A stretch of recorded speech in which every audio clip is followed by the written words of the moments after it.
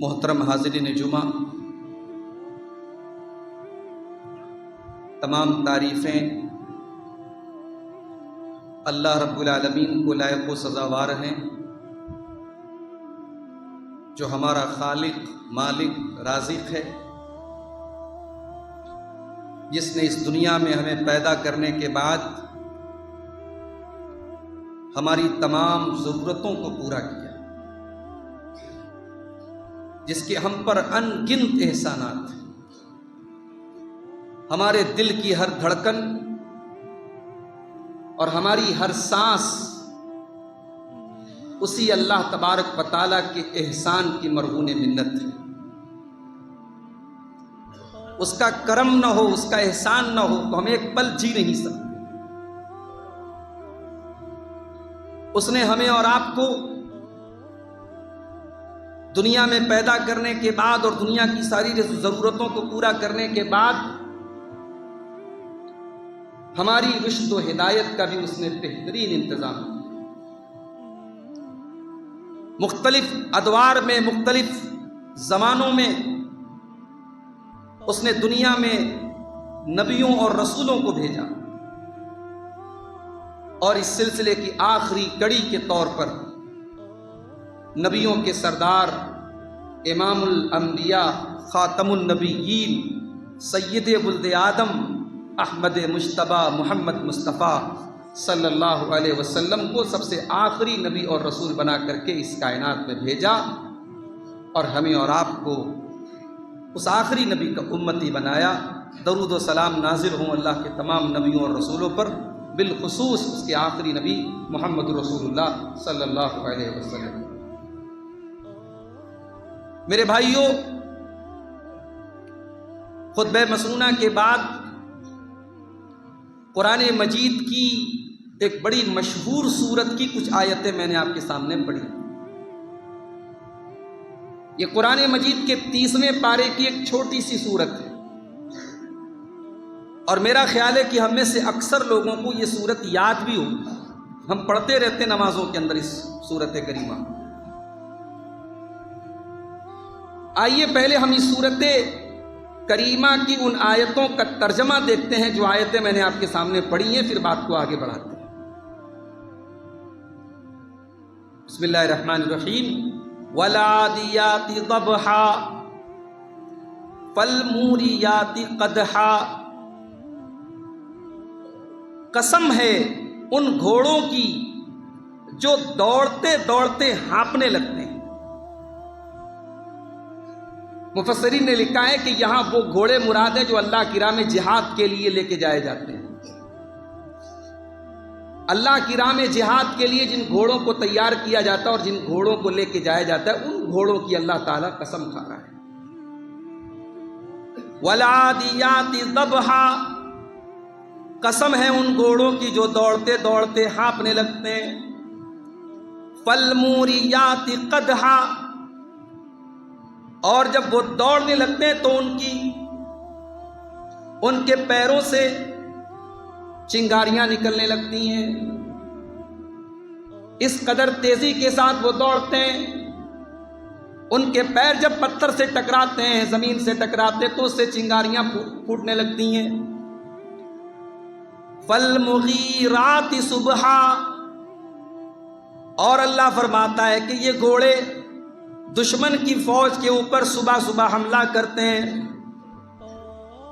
فَأَثَرْنَ بِهِ نَقْعًا،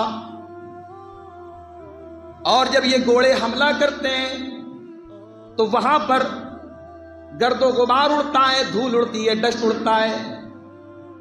فَوَسَطْنَ بِهِ جَمْعًا، اور یہ گھوڑے جب دشمن کی سب کے اوپر حملہ کرتے ہیں تو دشمن کے بیچوں بیچ داخل ہو جاتے ہیں، دشمن کی جماعت میں بیچوں بیچ جا کر کے داخل ہو جاتے ہیں، اس بات کی پرواہ نہیں کرتے کہ ہمارا انجام کیا ہوگا، یہ دشمن کی صفوں میں بیچوں بیچ داخل ہو جاتے ہیں۔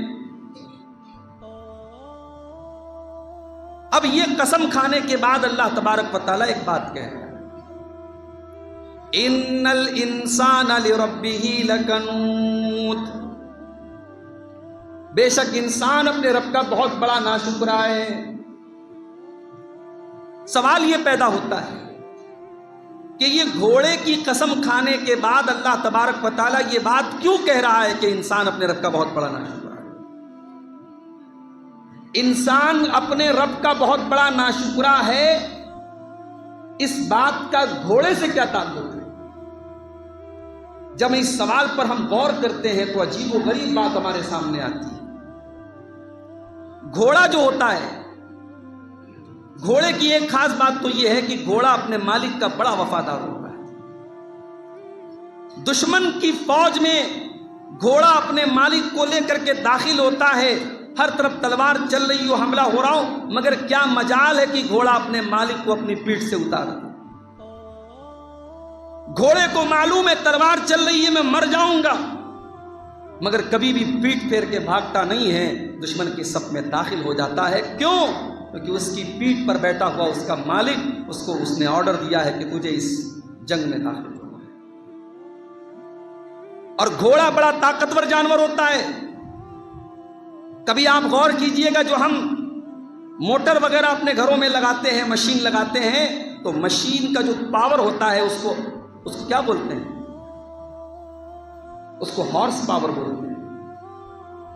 موٹر کا جو اس کی فریکوینسی ہوتی ہے، جو پاور کی فریکوینسی ہوتی ہے، اس کو ہارس پاور بولتے ہیں۔ یہ 500 ہارس پاور ہے، یہ 1000 ہارس پاور ہے۔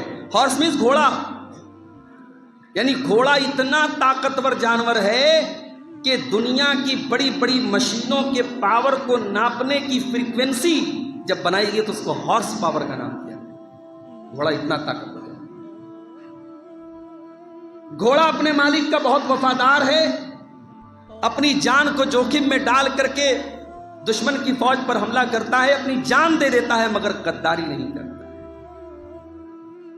اللہ تبارک و تعالی گھوڑے کی قسم کھا کر کے اور گھوڑے کی صفات بیان کر کے یہ فرما رہا ہے، ان الانسان لربہ لکنود۔ اے انسان، گھوڑا تو ایک حیوان، ایک جانور ہے، تو جیتا جاگتا انسان ہے۔ گھوڑے کے پاس تو سینس نہیں ہے، تیرے پاس تو سینس ہے۔ گھوڑے کے پاس تو عقل نہیں ہے، تیرے پاس عقل ہے۔ اے انسان، گھوڑا تو اپنے مالک کے دیے ہوئے تھوڑے سے چارے کی وجہ سے اتنا اپنے مالک کا وفادار ہوتا ہے کہ اپنے مالک کے لیے جان دے دیتا ہے۔ لیکن اے انسان، تو اپنے رب کا کتنا بڑا ناشکرا ہے کہ تیرا مالک تو ہر وقت تجھے کھلا رہا ہے، تجھے پلا رہا ہے، تجھے جلا رہا ہے، ہر وقت تو اپنے مالک کی نعمتوں سے فائدہ اٹھا رہا ہے، پھر بھی تو اپنے رب کا کتنا بڑا ناشکرا ہے۔ ان الانسان لربہ لکنود۔ اے انسان، تو گھوڑے سے اپنے آپ کو کمپیئر کر کے دیکھ لے، تو گھوڑے سے اپنے آپ کا مقابلہ کر کے دیکھ لے، تو سمجھ جائے گا کہ تو گھوڑے سے بھی زیادہ گیا گزرا ہے، اور ایک گھوڑا بھی تجھ سے زیادہ اپنے مالک کا وفادار ہے۔ اے انسان، تو اپنے رب کا بہت بڑا ناشکرا ہے۔